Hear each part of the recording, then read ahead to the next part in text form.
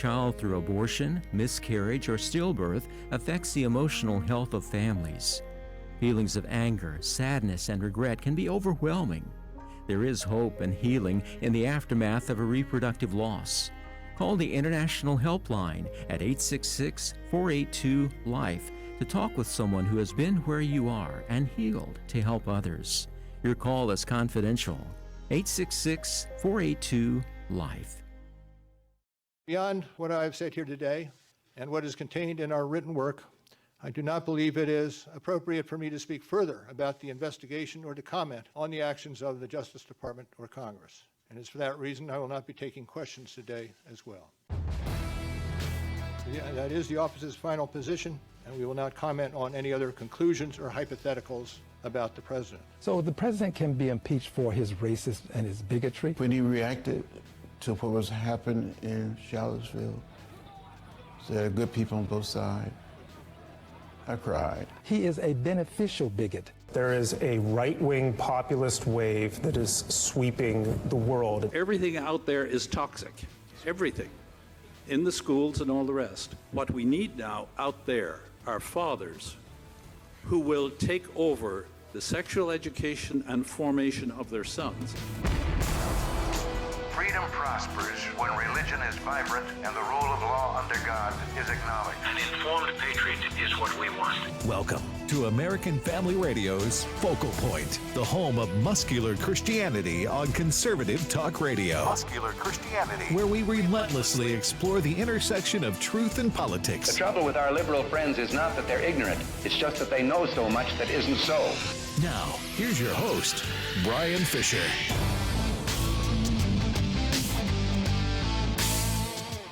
Howdy, and welcome to a brand new broadcast edition of Focal Point on the American Family Radio Network. Brian Fisher is my name, congenial, convivial, and amiable. As always. Glad to have you in the conversation today. As what's the matter? Did I let you I missed my cue, and Rob, you know, producers and board ops kind of have a way of talking to each other without making any words, you know. I see. I think there's a lot of married couples out there that understand that. Effervescent never came up. Yeah. That's what he was and Rob was just a little tepid in that, as always.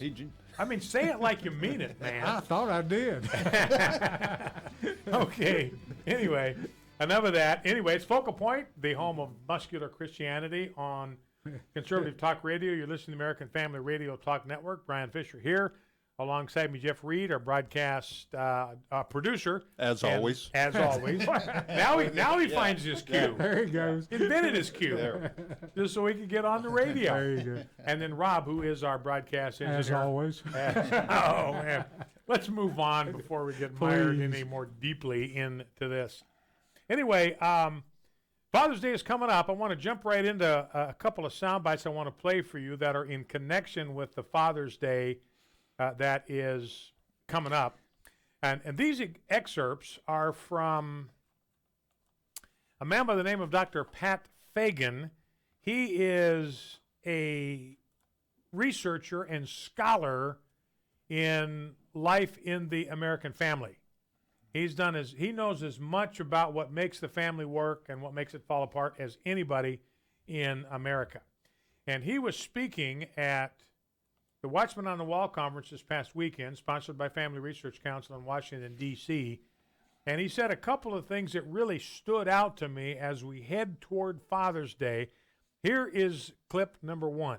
What we need now out there are fathers who will take over the sexual education and formation of their sons, and they'll have to take it over themselves in the home, because everything out there is toxic. Everything. In the schools and all the rest.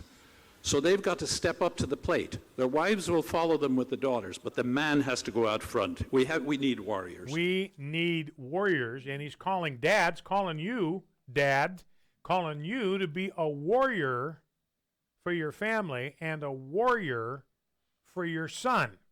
Because everything out in the world that our sons are going to encounter is toxic. They can't safely be exposed to it without some kind of protection, without some kind of education, with some kind of without some kind of preparation to handle it and to know how to think about it, and how to process it. And that's what he's concerned about. And it has to be fathers that do it. Guys, it has to be us that do it. There's nobody else. I mean, we can look to the church for help, and we should, and that's fine. But, you know, a lot of portions of the church, they seem to be much more interested in entertaining our sons than in educating them. So the process, the responsibility to educate our sons, it falls to us. It rests upon us. That's where it's always been, since the beginning. God's never said to fathers, bring sons into the world and then let the church raise them for you. It's never said that. It's always said, fathers, this is your responsibility. You bring them up in the nurture and the admonition of the Lord.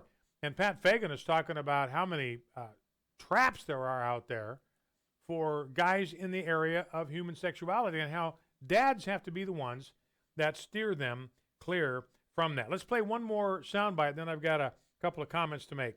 Clip number 2, this is Dr. Pat Fagan. How many men here are warriors, and how many warriors will you have in your congregation who can go to the school and say, he's mine, and I'm going to make a man of him, a real man who will be a fantastic husband, and I'll teach him how. He will be a great lover of his wife, sexually and every other way, and then will be a great father. And that's my vocation. That's my calling. I brought him into life sexually. Nobody else here can claim that. You say it to the school board, you say it to the principal, you say it to the teacher. He's mine. Keep your hands off him. He's mine. Keep your hands off my son. He's my responsibility. He belongs to me. I brought him into the world. It is my responsibility and not yours to teach him how to think about human sexuality. And that's the reason this is a shameless self-plug for my book, The Boy to Man book, but that's the reason I wrote this book. I wrote this book for you dads to give you a handy tool that you can use to mentor your son. There's 5 chapters in this short book on sexuality. Help your son think about the issue of sexuality. Help him think about how to stay pure sexually, how to deal with pornography, how to date properly, to how to understand how far he can go when he's dating somebody. There's a whole chapter devoted to that. How to recognize the woman that he should marry, how to find a wife. So all of that's in this book.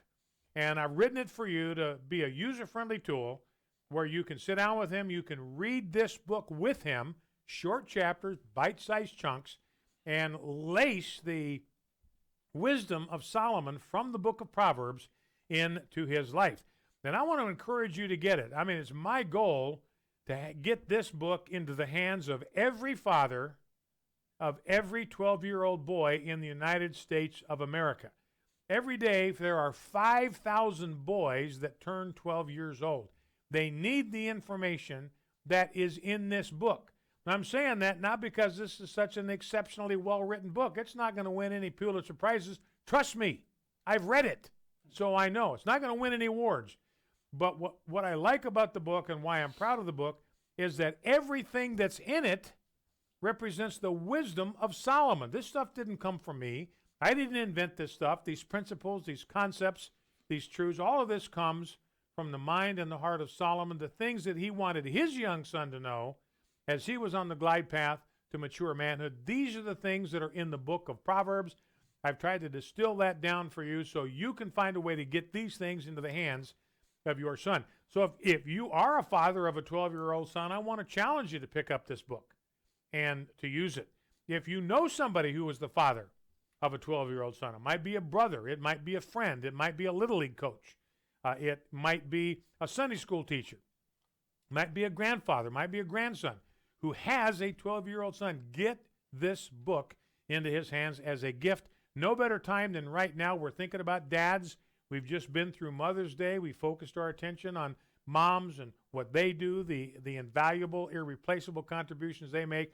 Well, now we're turning to Father's Day where we focus on the same thing about what dads do and what dads mean. And that's why I've written this book, The Boy to Man book. You can go to afastore.net, afastore.net, afastore.net, and you can pick up a copy for yourself. we have a little special, I don't know what you want to call it. It's not really a, I don't know what you'd call it because it's not a big deal. But if it'd be an incentive to you, if you can order this book, if you order this book by next Friday, June 7, I will make sure that you get a signed copy of this book. So that's kind of a little inducement we offer to you to buy this book for Father's Day for yourself or for some dad that you know. And again, there's a lot of dads out there, I believe. Most of the dads that I know, they want to work these principles, these concepts, these truths into the lives of their sons. They want to be a warrior for their sons. I know I'm talking to a lot of guys right now. You want to be a warrior for your son. You want to be a leader in your family. You want to prepare your son for manhood, for adulthood. That's what you want to do. And sometimes, as dads, we're not sure how to go about doing it. I felt the same thing. And that's why I wrote this book. I wrote this book for dads just like me, who loved their sons. They loved their sons. They'd be willing to lay down their lives without having to think about it for their sons. But we're not always sure how to go about implanting the truth and the principles and the concepts of the Word of God in the life and the heart and the minds and the souls and the spirits of our sons. That's why I wrote this book. I wrote this book for dads just like me, for dads who are now right where I was when my son was age 10, 11, and 12.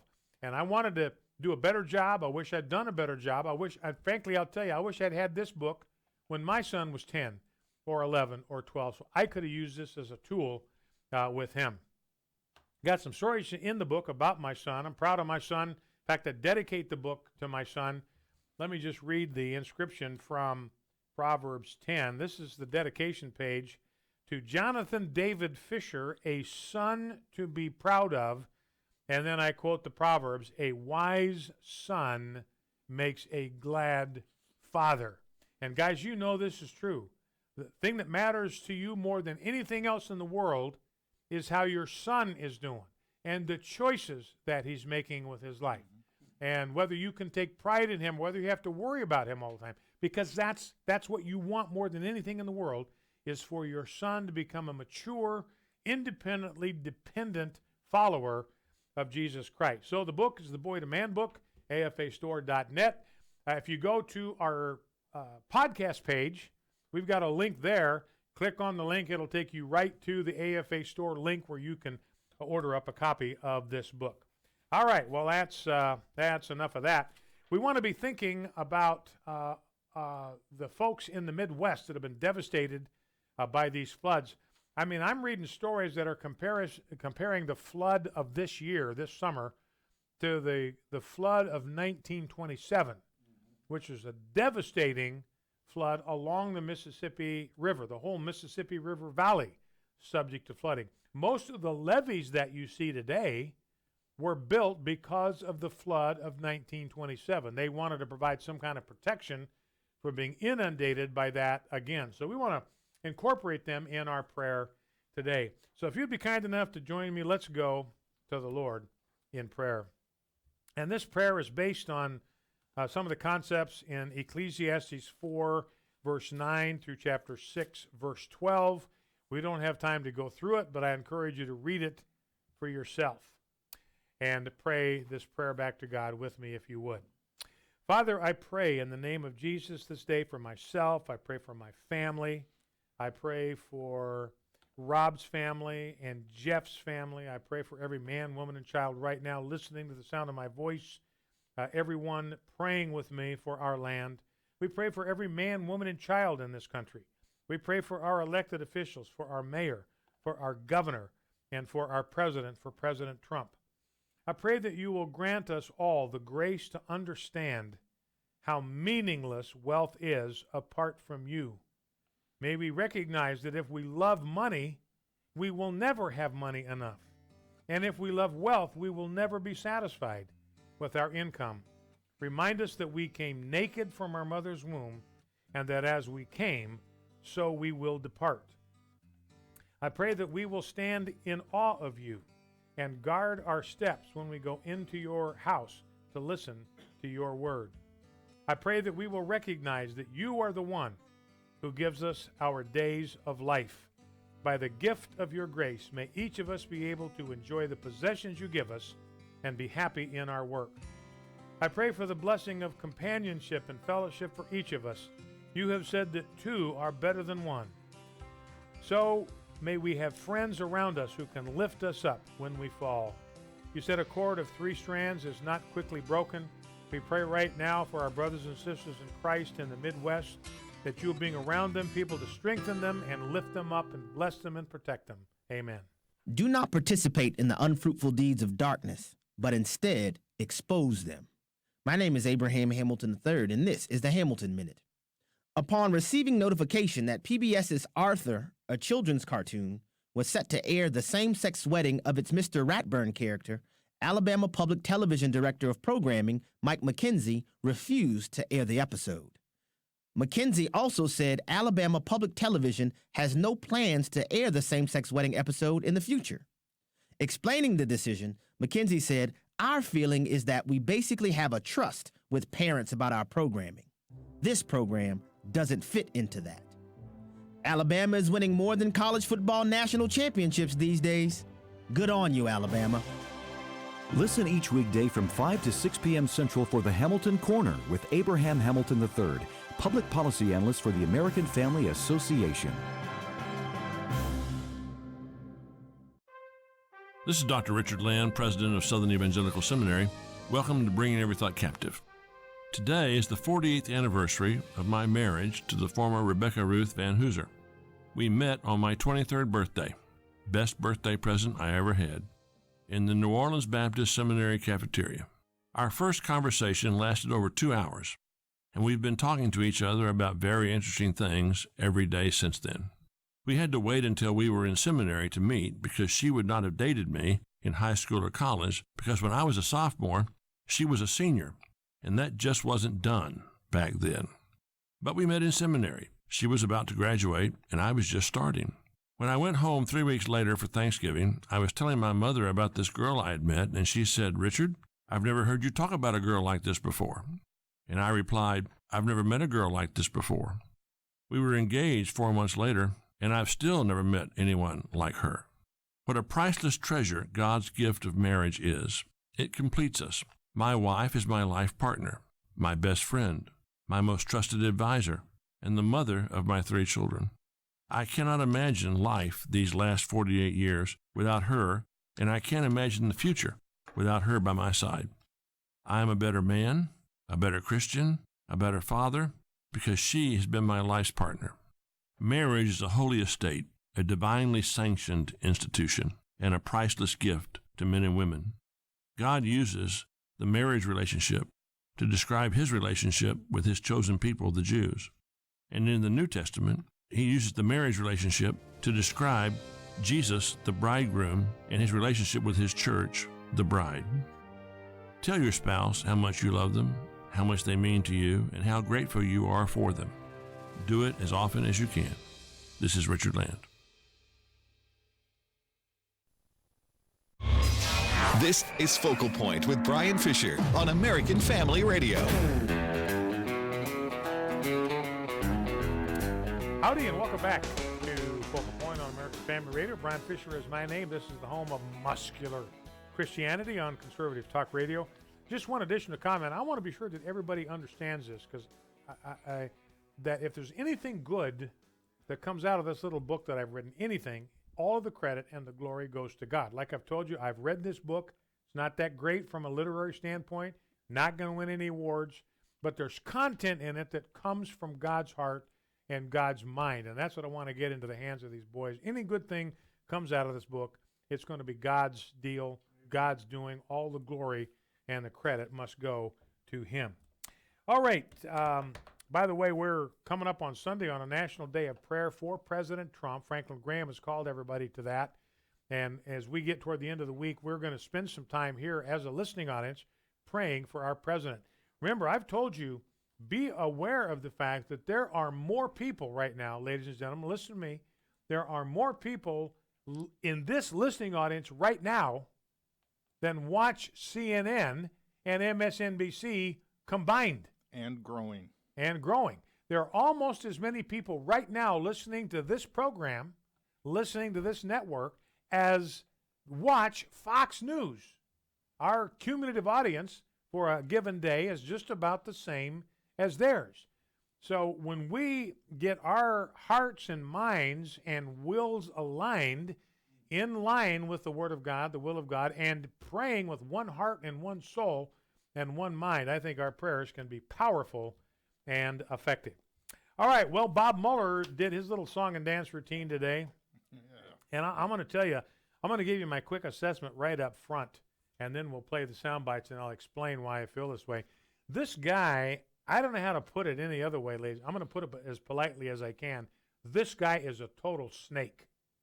This guy is a totally bent guy. He's as bent as a fork. He's just as bent. He's just as corrupt as we thought he was when this process started. Remember, everybody thought this guy, he was unimpeachable integrity. He is a straight arrow. He just follows the truth wherever it leads. You can't bribe this guy. You can't bend this guy. You can't pressure this guy. This is what a lawman ought to be. Well, I beg to differ, and I want to give you some illustrations as to why. I've got 4 clips here from the statement he delivered this morning. Didn't take any questions. Made it very clear he is not going to testify before Congress. Said that he's got nothing to add other than what's in his report. So let's listen to this and let's break down what he said this morning and see if you agree with me. What this guy's doing is he's dropping this load on the American people while Bill Barr's out of the country or out of D.C., dropping this load while President Trump is on the other side of the world, and this is the time he picks to drop this load. Nothing accidental about that. He could have made his resignation speech any time he wanted. So he picked a time when the other sheriffs were out of town, couldn't be found. So that's again, I just got no respect for somebody that's that cowardly. Now here's what he said, clip number R1. If we had confidence that the president clearly did not commit a crime, we would have said so. We did not, however, make a determination as to whether the president did commit a crime. The introduction to the volume 2 of our report explains that decision. It explains that under long-standing department policy, a president cannot be charged with a federal crime while he is in office. That is unconstitutional. Even if the charge is kept under seal and hidden from public view, that too is prohibited.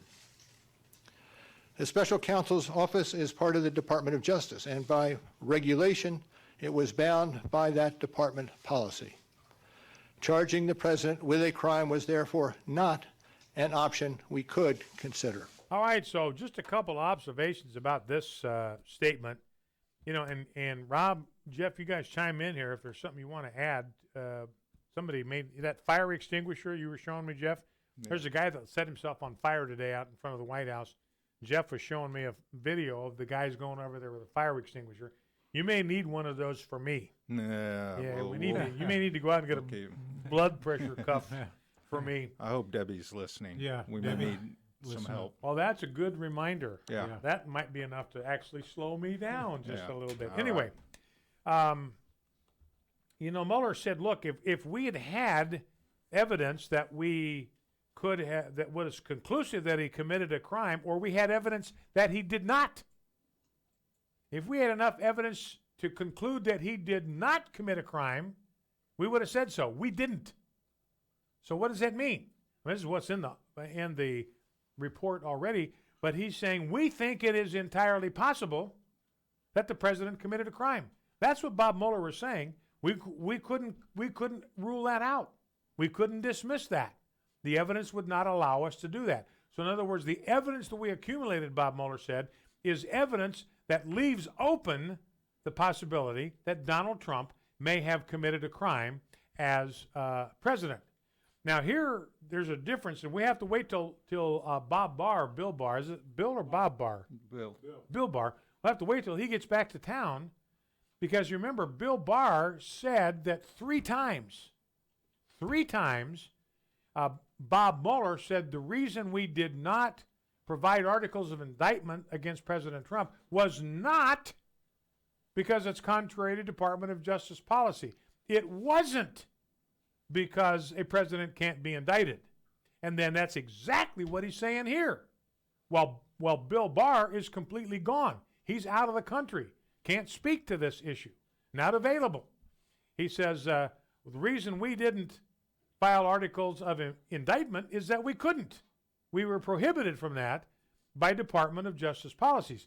And Bill Barr said 3 times, and he said, this happened in a room full of witnesses.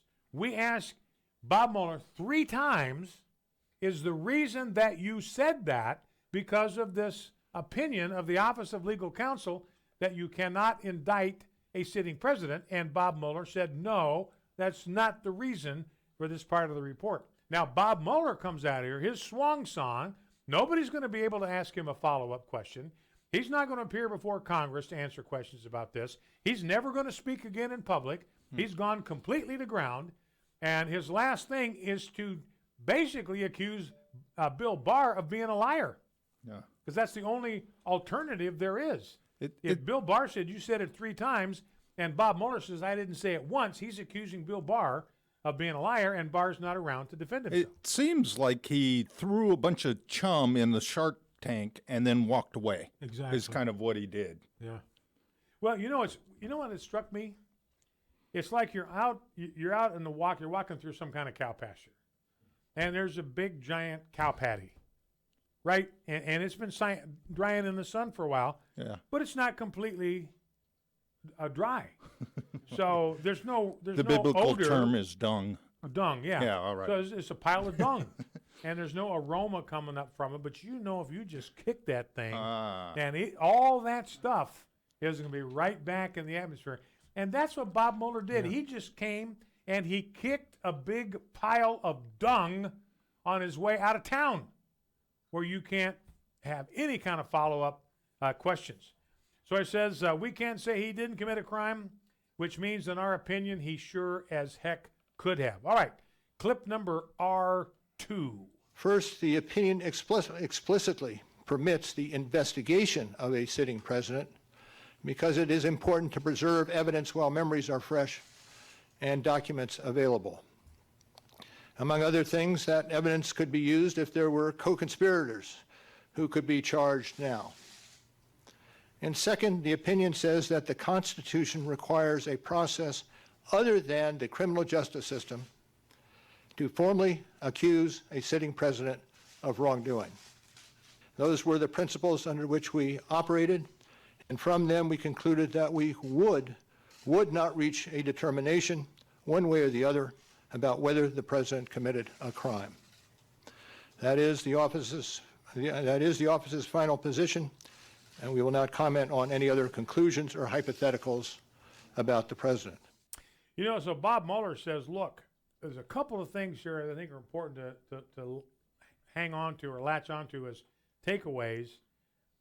He said the department does not allow us to indict the president, but we can investigate president because, among other things, we want to talk to people while their memories are fresh and while documents are still available. Well, what are the other things? Among other things could be prosecution after he leaves office. We want to preserve all the evidence that we can that will give you what you need to prosecute this guy in a court of law, to indict him after he leaves office, because the president is protected from indictment. As I read the Constitution, I think anybody with an open mind reading the Constitution will say, no, you cannot indict a sitting president. There's a reason for that. If you have a problem with a sitting president, you think he's guilty of wrongdoing, then you've got one way you can go. That's impeach him. Otherwise, you can't touch him until after he gets out of office, and that's very deliberate on the part of the founder, so we don't get our chief executive officer tied up day in and day out in these trivial little lawsuits. So that among other things, why you want to preserve testimony while it's fresh, because you might want to use this someday to prosecute the president. That's what Bob Mueller is saying.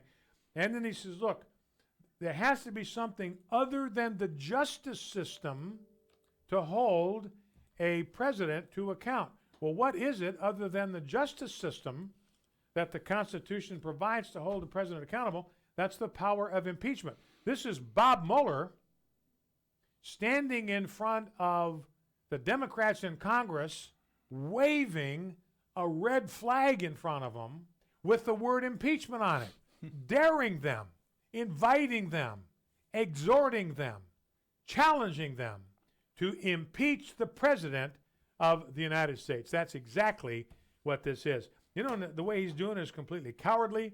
He does it on the way out of town, leaving behind this mess, just blows up this IED all over everybody. There's shrapnel everywhere.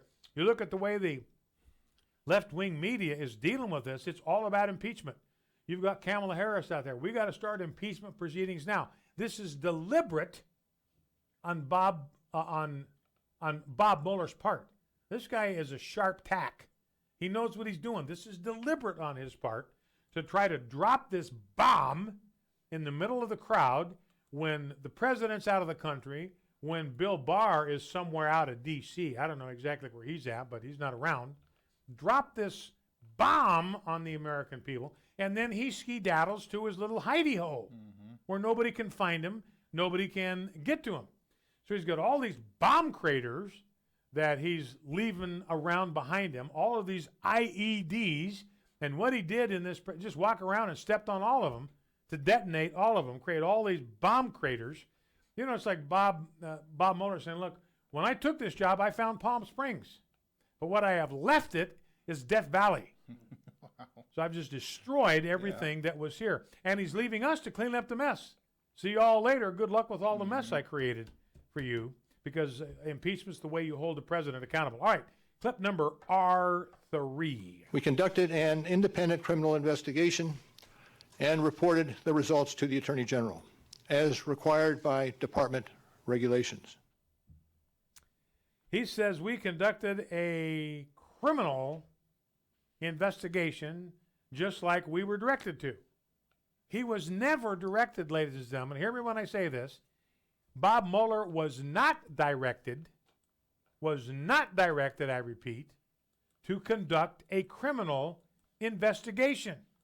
That wasn't a part of his charter. His charter was to conduct a counterintelligence investigation. Those are two completely different things.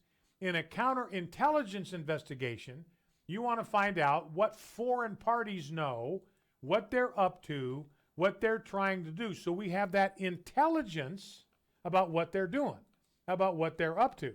But we can't prosecute anybody in another country unless you got extradition agreement with them or whatever. So he was never chartered to conduct a criminal investigation.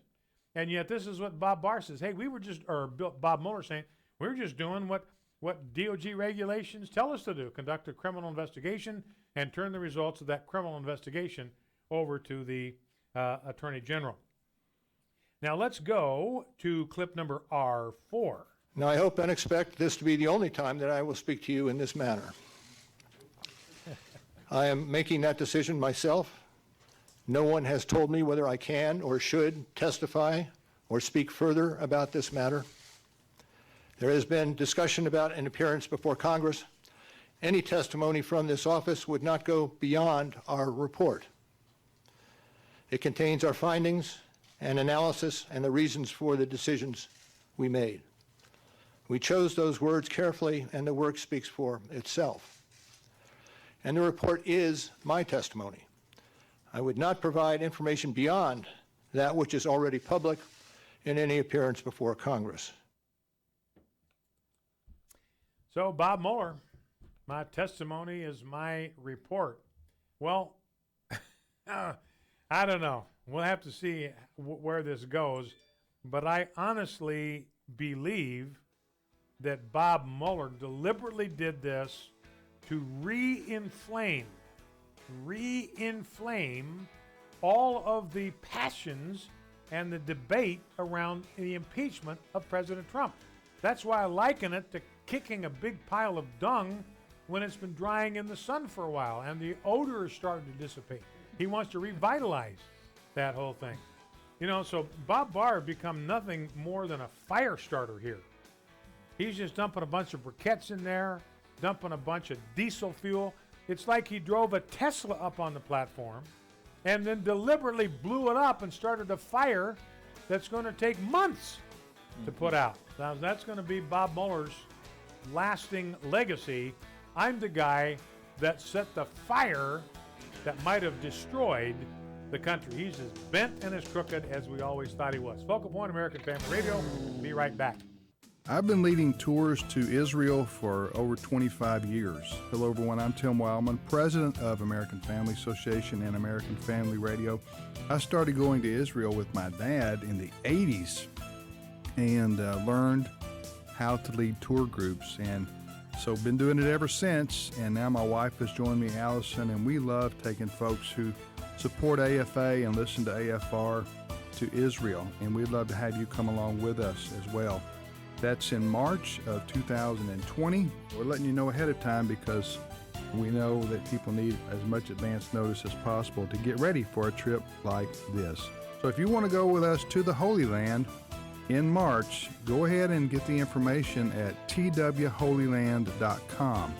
That's twholyland.com. All the information on the March trip to Israel is posted there, and hope you can join us. Abraham Hamilton III. If you really want to see the tides turning in our country, can I challenge you and encourage you? If the Lord could grab a hold of us in our family, you would see the tide in our politics turn. Stay informed. Stay encouraged. I'm telling you, politics is not the root, it's the fruit. The Hamilton Corner, weekday afternoons at 5 Central on American Family Radio. AFR's own J.J. Jasper is a morning on-air personality, author, comedian, Christian, and family man. J.J.'s also a keynote speaker at banquets, men's ministry events, pregnancy center fundraisers, and more. Here's what others are saying. This is Amy Wishman at Life Choice Ministries in Manhattan, Kansas. Several board members and donors told me that this banquet was our best banquet ever. Thanks to J.J. Jasper. Information on J.J.'s availability to speak at your event is at jjjasper.com. So you sit down and do your budget, and you look at all your monthly costs and your bills and your income, and it seems like there's never quite enough. You know what would really help? Finding $500 a month to help balance things out. That is the typical savings, $500 a month for a family when you switch to MediShare for your health care. And when it comes to healthcare sharing ministries, MediShare is really the gold standard. It's been around for 25 years and has more than 400,000 members. It's been around so long and grown so much because it works. And whether you're single or married or have kids, this could make sitting down to do a monthly budget a lot more fun. $500 a month can more than cover a car payment or pay back loans, whatever. So join MediShare and go out to dinner to celebrate. Here's the number to call. They are incredibly kind and helpful to talk to. 833-44-BIBLE. That's 833-44-BIBLE. 833-44-BIBLE. American Family Radio. You're listening to Focal Point with Brian Fisher. Howdy, and welcome back to Focal Point on American Family Radio. Brian Fisher is my name. Got a winnable war moment from Missouri. And ladies and gentlemen, you cannot underestimate the importance of this moment. Remember this moment. This is historic. This is a milestone that I'm reporting, and that is that Missouri will soon become the first state in America with no abortion clinic. The last abortion clinic, absolutely, that's worth celebrating. This is from CBS News. The last remaining abortion clinic in Missouri says it expects to be shut down this week, effectively ending legal abortion in the state. Now, it's interesting. The reason that they have to close their doors is not because of a new Missouri law. but because of Missouri Health Department regulations that they can't satisfy. Health Department says, look, in order to renew your license to perform abortions, there are certain things that we have to do. There's 3 items out there that impact your license renewal, and these things have to be cleaned up by May 31st or we're shutting you down. One of them had to do with counseling required by the state. Another one had to do with a pelvic exam for women that were in an abortionist office and getting ready to have an abortion. There wasn't a requirement that the doctor do a pelvic exam to make sure that everything down there was fine, which is typically should be a routine part of any procedure like that. But the third request is that the state said to Planned Parenthood, we need to investigate, quote, deficient practices in your clinic. And in order to do that, we have to interview the 7 physicians who provided care at your clinic. Planned Parenthood says we can't let you do that. We'll let you interview 2 of them, but the other 5, we're not going to let you interview. Well, the reason is that those other 5 are residents in training. They're not employed by Planned Parenthood. So they were, I mean, it's possible. I don't know if you have to have a license to be a resident. Maybe you got to have your medical license to be a resident. But anyway, these were the ones, the guys that were not fully trained. They're still going through training, medical training. We want to interview them about the kind of practices that are being carried out at your clinic, and said, no, we're not gonna let you talk to them. So Missouri says, all right, fine, we're going to shut you down. So it'll be the last abortion clinic in Missouri. Just a few years ago, 2008, they had 5 abortion clinics. Now, in short order, by June 1, Missouri will be down to 0. So that is our winnable war moment for the day, and it is a big one. You know, I've been hoping that Mississippi or my home state of Idaho, I was hoping that one of those 2 states would be the first to be abortion clinic free. Missouri beat us to the punch. You other guys, it's time to start playing catch up. All right, one other item on the family front. The Reed report for today has to do with cell phones and bedtime. Well, everybody knows the importance of sleep to your overall health. I mean, that's pretty much been talked about quite a bit. But the new problem, there was just a study by Common Sense Media.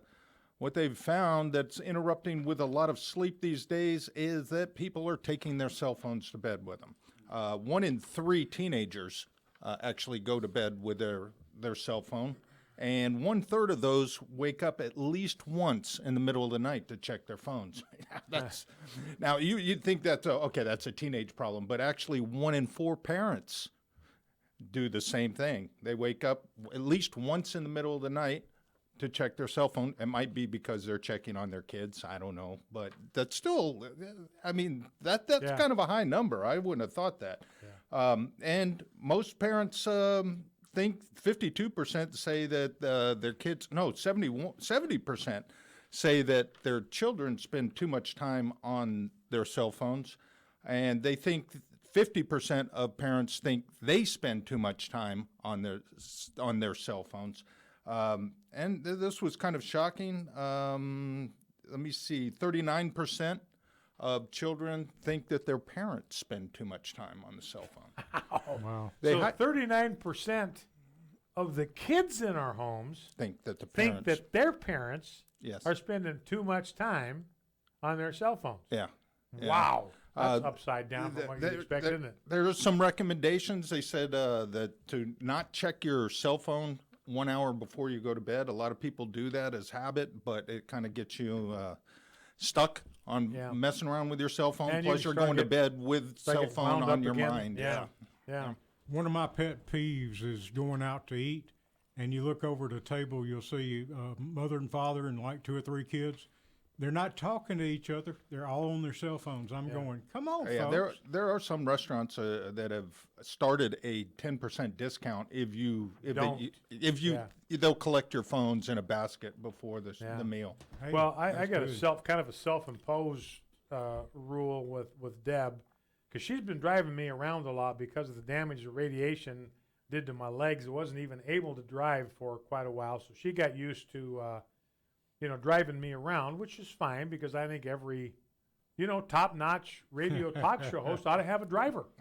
So I'm right up there with the O'Reillys and the Hannitys and Rush Limbaugh's, and I'm just teasing. Driving Mr. Fisher. Yeah, driving Mr. Fisher. But anyway, I just made a rule. I'm just not going to have my cell phone on when I'm in the car with Deb.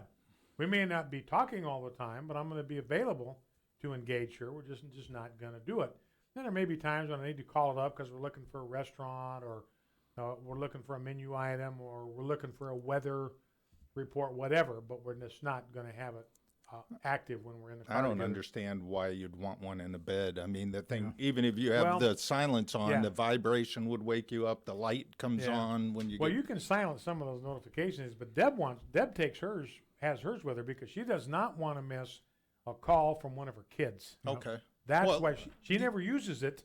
It's just there in case one of our kids needs to get hold of their parents. Okay, well, that might explain 1 in 4 parents. She's one of the 4 that checks her phone at least once a night. Checking on the kids. Yeah. Well, I leave. And you might want to do it just to see if they've called, just to make sure. I leave my phone out in the family room because I know I'd probably be inclined to be checking it just before I tried to go to sleep. So, all right. So that's interesting. The latest. I mean, that cracks me up. 39% of kids think that their parents spend too much time on the cell phones. You know what that means? Parents, you're spending too much time on your cell phones. That's right. Yeah. If your kids are picking up on it, it's time to wake up and smell the napalm. All right. So anyway, I got that one. That's Winnable War Moment. That is a big one. By the way, this thing with transgenderism is really starting to get out of control. There is a male athlete. It was a Division II or Division III track meet, but it's a national championship run by the NCAA. As Franklin Pierce is the name of the college, and I don't know, it might be Division III or something like that. But this male athlete won a track competition at the national championships, is a national champion in the NCAA, whatever division that is. And he is, she is a he. I mean, it's women's competition. And Crazy. So so this guy, he's telling everybody, I'm transgender, that's who I am, that's my real identity. He's running against women, and he's beating them by a country mile. And so you think about just how manifestly unfair that is. There's some woman there that should have been in the winner's circle other than him. That's not that. He had no right to be in that winner's circle. He took that. He stole that from a woman. Did you see pictures by any chance? I saw a video.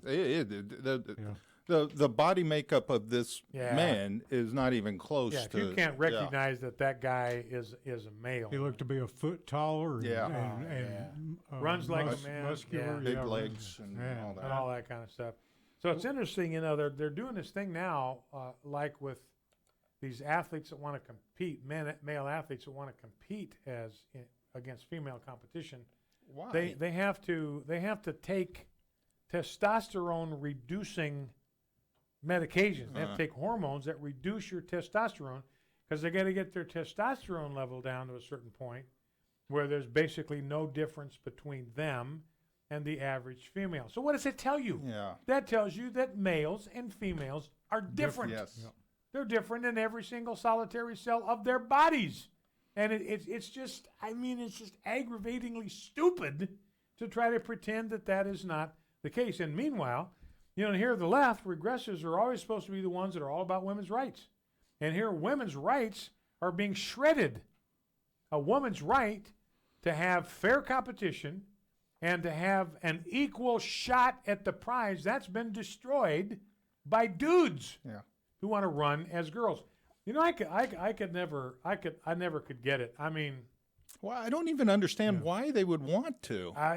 There would be. It'd be like a college baseball player going to play Little League just so he can win. Yeah, you know? and then feeling proud of the fact that he's got the Little League trophy. I don't get that. What's the deal with that? The discussion's been about psychological makeup of a transvestite, and this sort of proves the point.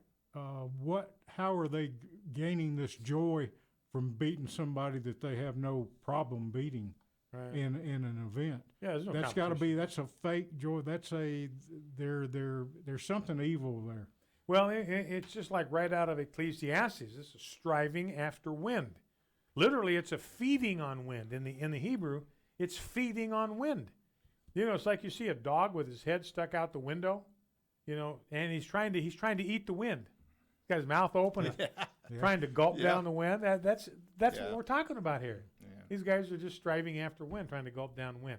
All right. Anyway, that is the latest from there. So, in other words, if this craziness doesn't stop, ladies and gentlemen, women's athletics as we know it is over. It's done. It's gone. Because this guy is now setting records in the NCAA that will be in the books for decades. And these are out of the reach. These will be records that will be out of the reach of even the finest female athletes in the land. I don't know if you saw the latest Gillette ad. It's online. Did you guys see this about the Gillette, the shaving ad? Yeah, I think so. Yeah, I did. Yeah. You just see it, Rob? Yeah, it's a dad. He's got his son with him there, and his son is shaving for the first time in the mirror. It's not, they haven't run it in a television advertisement. It's just purely online, kind of like Walmart ran their gay dating thing, two gays meeting in the aisle at Walmart. They didn't run that on a TV ad. They ran it online. Well, they could kind of hide it in a hurry if they needed to. But this young guy, is shaving in front of the mirror, and his dad's looking over his shoulder. It's like his first shave. This is a big father-son moment. Only then you find out as the advertisement continues to roll on that the dude is a girl. This is a girl in front of the mirror. It's really the first time she has shaved, and the reason she's been doing it is she's been taking all these hormones and all these puberty blockers so she doesn't turn in to the female that she actually is. So this is supposed to be a touching, proud father and son moment where this fake dude who is a female in every single solitary cell of her body. And it's interesting, one of the lines that this fake boy says in the ad is that, remember what the motto of Gillette used to be? No. The best a man can get. Oh. And now Gillette doesn't even know what a man is. So I think they're losing a little credibility, on this deal. But what the fake dude says, what the girl says, I'm at the point in my manhood where I'm actually happy, which is an absolute complete lie. These individuals are not happy. They are miserable. They are locked inside a psychological and emotional hell. And I use that term quite advisedly and quite directly and by choice. You talk to people that have come out of this, that have gone through this phase in life, come out on the other end, they will tell you that was torment. That was psychological torment. I went through psychological hell to do that. But the fake kid says it's not just myself transitioning, it's everybody around me transitioning. It's everybody around me transitioning. So what's Gillette saying? They're saying we are deliberately trying to put our thumb on the scale in this cultural issue and encourage people to embrace this sexual and psychological and interpersonal and emotional insanity. This is lunacy. I mean, this is a mental illness on a staggering level, and Gillette is now trying to mainstream this kind of nonsense. All right, well, that is it for today. I think we're out of time, so we'll call it good there. So much more, though. So much more. So many stories. We'll have to do it tomorrow. So little time. Yeah, we'll have to come right back here tomorrow. and do it all Same over time, again. same place. Same time, same place. We're fighting a winnable war, ladies and gentlemen. Never forget, Missouri proves it. See you tomorrow. The views and opinions expressed in this broadcast may not necessarily reflect those of the American Family Association or American Family Radio. Faith, family, freedom. American Family Radio. As a federal or state employee, you have the opportunity to support the American Family Association through the combined federal campaign by designating a monthly payroll deduction using 12037